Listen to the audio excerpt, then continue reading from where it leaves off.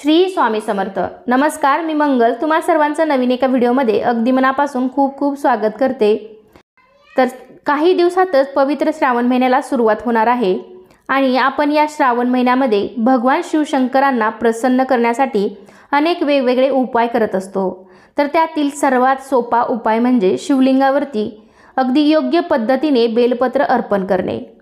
तर आजच्या व्हिडिओमध्ये मी तुम्हाला आपण शिवलिंगावरती बेलपत्र योग्य पद्धतीने कसे वाहावे, किती अर्पण करावे, कोणते बेलपत्र अर्पण करू नये, बेलपत्र कधी तोडावे, कधी तोडू नये, अशी बेलपत्राविषयी संपूर्ण माहिती आपण आजच्या व्हिडिओमध्ये पाहणार आहोत। त्यासाठी व्हिडिओ शेवटपर्यंत बघायला विसरू नका। पण त्याआधी तुम्ही आपल्या चॅनलवरती नवीन असाल, आपले व्हिडिओ पहिल्यांदाच बघत असाल तर चॅनलला सुद्धा नक्की सबस्क्राइब करा। लगेचच आजच्या व्हिडिओला सुरुवात करूया। बेलपत्र हे महादेवांना अत्यंत प्रिय आहे। तर आता या पवित्र श्रावण महिन्यामध्ये शिवपिंडीवरती बेलपत्र वाहण्याला खूपच महत्त्व आहे, कारण महादेवांना प्रसन्न करण्यासाठी बेलपत्र तुम्ही नक्कीच महादेवावरती शिवपिंडीवरती अर्पण करायचं आहे। श्रावण महिन्यात महादेवांना प्रसन्न करून आपल्या इच्छापूर्तीसाठी तुम्ही हा उपाय नक्कीच करू शकता। तुम्ही शिवलिंगावरती हजारो लाखो फुले वाहिली आणि त्याचबरोबर जरी एखादं बेलपत्र तुम्ही शिवलिंगावरती वाहिलं तर त्याचा खूप मोठा फायदा तुम्हाला होतो, कारण बेलपत्र हे महादेवांना खूप प्रिय आहे। असे म्हणतात की देवी पार्वतीने स्वतः भगवान शंकरांची बेलाच्या पानांनी पूजा केली होती, म्हणून बेलाची पाने शिवाला खूप प्रिय आहेत। तर बेलपत्र 3 ते 11 दल या प्रकारे असतात। जितके अधिक दल असतील तितकं उत्तम मानलं जातं। 3 पेक्षा जास्त दल असणारे बेलपत्र तुम्ही शिवशंकरांना वाहिलं तर तुमची कोणतीही मनोकामना लवकरात लवकर पूर्ण होते। तर जेवढे तुम्हाला जास्त दलाचे बेलपत्र मिळेल तर तेवढ्या दलाचे बेलपत्र तुम्ही त्या दिवशी शिवपिंडीवरती नक्की वाहा। त्यातील त्रिदल बेलपत्र म्हणजेच महादेवाचे त्रिनेत्र आहेत। बेलपत्राच्या 3 पानामध्ये महादेवाचे 3 डोळे आहेत। त्यामध्ये ब्रह्मा, विष्णू, महेश हे त्रिदेव आहेत। तसेच माता पार्वती, माता लक्ष्मी आणि माता सरस्वती या 3 देवीही आहेत। तर बेलपत्र तोडताना आणि ती शिवलिंगावर अर्पण करताना काही गोष्टींच्या नियमांचे पालन आपण नक्कीच करायला हवं, तरच आपल्याला या पूजेचे फळ मिळेल। तर हे बेलपत्र कधी तोडू नये। तर बेलपत्र हे चतुर्थी, अष्टमी, नवमी, चतुर्दशी आणि अमावस्या या तिथीला कधीच बेलपत्र तोडू नये। तसेच संक्रांती आणि सोमवारी सुद्धा बेलपत्र चुकूनही तोडू नये, कारण बेलपत्र महादेवाला अत्यंत प्रिय आहे, म्हणून या तिथीला तोडलेली पानं महादेवाला अर्पित करू नयेत। जर तुम्हाला श्रावणी सोमवारच्या पूजेसाठी बेलाची पानं हवी असतील तर ती आदल्या दिवशीच तोडावी, कारण बेलाची पानं ही कधीही शिळी होत नाहीत। मात्र सोमवारी ही पानं चुकूनही तोडू नयेत।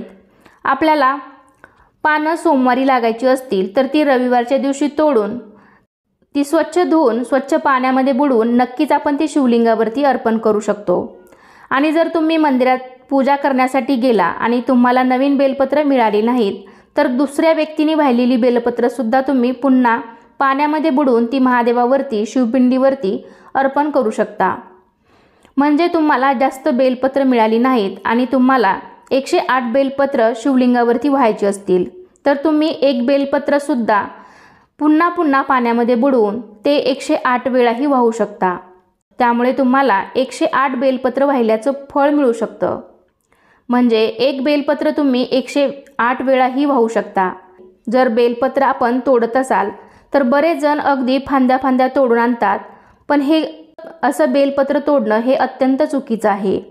बेलपत्र तोडताना बेलाच्या झाडाला कोणत्याही प्रकारची इजा होणार नाही, कोणतेही नुकसान होणार नाही याची आपण पुरेपूर काळजी घ्यायला हवी।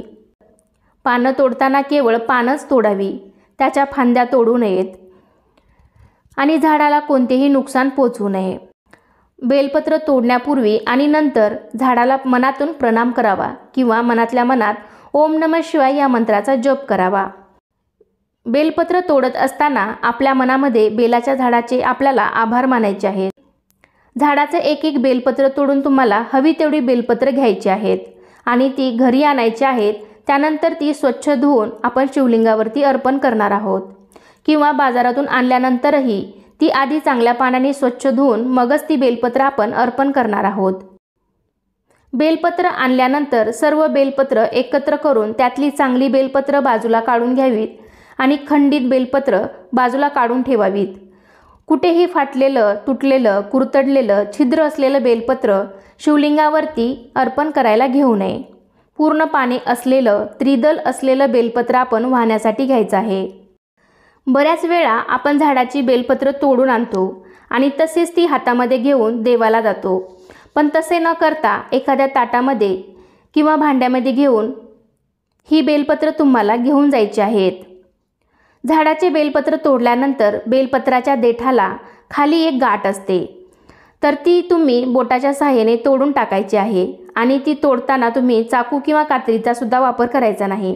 फक्त ती हाताच्या बोटाच्या सहाय्याने आपल्याला ही गाठ तोडायची आहे आणि ही तोडलेली गाठ किंवा आपण खराब झालेलं बेलपत्र आहे ते बाजूला काढलं असेल तर ते इतर कुठेही कचऱ्यामध्ये न टाकता एखाद्या झाडाच्या बुंद्याशी तुम्ही टाकायचं आहे, म्हणजे त्याचं पावित्र्य राखलं जाईल।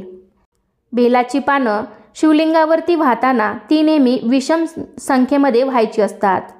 1, 3, 5, 11, 51 किंवा 108 अशाप्रमाणे तुम्ही बेलपत्र शिवपिंडीवरती वाहू शकता।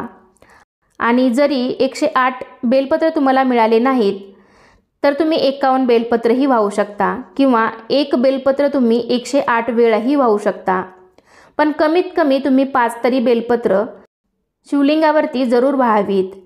त्यातील एका बेलपत्रावर चंदनाने किंवा अष्टगंधाने ओम नमः शिवाय आपल्याला लिहायचं आहे। बेलपत्रातील मधले जे मोठे पान आहे त्यावर तुम्ही ओम लिहायचं आहे आणि त्यानंतर खाली जे 2 पानं असतात त्यातील डाव्या पानावरती नम आणि उजव्या पानावरती शिवाय असं लिहायचं आहे। बेलपत्राची जी चमकदार बाजू आहे त्या ठिकाणी आपण हे लिहायचं आहे। जर तुम्हाला लिहायला खूप अवघड वाटत असेल तर तुम्ही फक्त चंदनाचा पानावरती एक एक तिलकही लावू शकता किंवा आपल्या श्रद्धेनुसार तुम्ही ओम नमः शिवाय हेही लिहू शकता आणि त्यानंतर उलटे करून आपल्याला हे बेलपत्र अर्पण करायचं आहे। म्हणजे जे ओम नमः शिवाय लिहिलेलं आहे ते महादेवाच्या मस्तकावरती त्याचा स्पर्श व्हायला हवा अशा पद्धतीने आपण ते शिवलिंगावरती व्हायचं आहे। हे बेलपत्र वाहताना ओम नमः शिवाय या मंत्राचा जप सातत्याने व्हायला हवा आणि स्त्रियांनी फक्त नमः शिवाय या मंत्राचा जप करावा। त्याचबरोबर बेलपत्र अर्पण करताना एक मंत्रही म्हणला जातो, तो म्हणजे त्रिदल त्रिगुणाकारम त्रिनेत्रच त्रिधायुधम त्रिजन्म पापसंहारम बिल्वपत्र शिवार्पणम। या पौराणिक मंत्राचाही तुम्ही जप करू शकता। म्हणजे या मंत्राचा अर्थ असा आहे की 3 गुण, 3 डोळे, त्रिशूल धारण करणारे आणि 3 जन्मांचे पाप नष्ट करणारे हे भगवान शिव तुम्हाला 3 पाने असलेले बेलाचे पान आम्ही अर्पण करतो, असा या मंत्राचा अर्थ होतो। किंवा त्याऐवजी तुम्ही महामृत्युंजय मंत्राचाही जप करू शकता।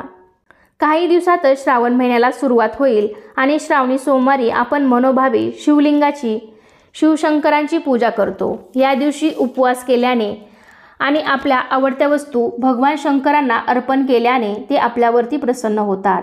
त्यामुळे तुम्ही सोमवारी शिवलिंगावरती जरूर बेलपत्र वाहा, पण ही बेलपत्र आपल्याला सोमवारी व्हायची असल्यास ती आपण रविवारीच तोडून ठेवावी किंवा तुमच्या लक्षात जर राहिलं नाही तर तुम्ही सोमवारी ही बेलपत्र चुकूनही तोडू नका, तर त्याऐवजी तुम्ही मंदिरात जाऊन लोकांनी शिवलिंगावरती वाहिलेली बेलपत्र ती आपण पुन्हा पाण्यामध्ये बुडवून ती सुद्धा तुम्ही शिवपिंडीवरती वाहू शकता। तर या पवित्र श्रावण महिन्यामध्ये महादेवांना प्रसन्न करण्यासाठी बेलपत्र तुम्ही नक्कीच अर्पण करा आणि आपल्या इच्छापूर्तीसाठी हा उपाय नक्की करून बघा। तर कसा वाटला तुम्हाला आजचा व्हिडिओ नक्कीच मला कमेंटद्वारे सांगा। अजूनही काही तुमचे प्रश्न असतील तर मला कमेंटद्वारे नक्की विचारू शकता। तसेच कमेंटमध्ये ओम नमः शिवाय लिहायला विसरू नका। हा व्हिडिओ तुम्हाला आवडला असेल तुमच्या फ्रेंड फॅमिलीमध्ये नक्की शेअर करा। चला तर मग पुन्हा भेटूया अशाच एका छानशा आणि माहितीपूर्ण व्हिडिओमध्ये। तोपर्यंत धन्यवाद। श्री स्वामी समर्थ।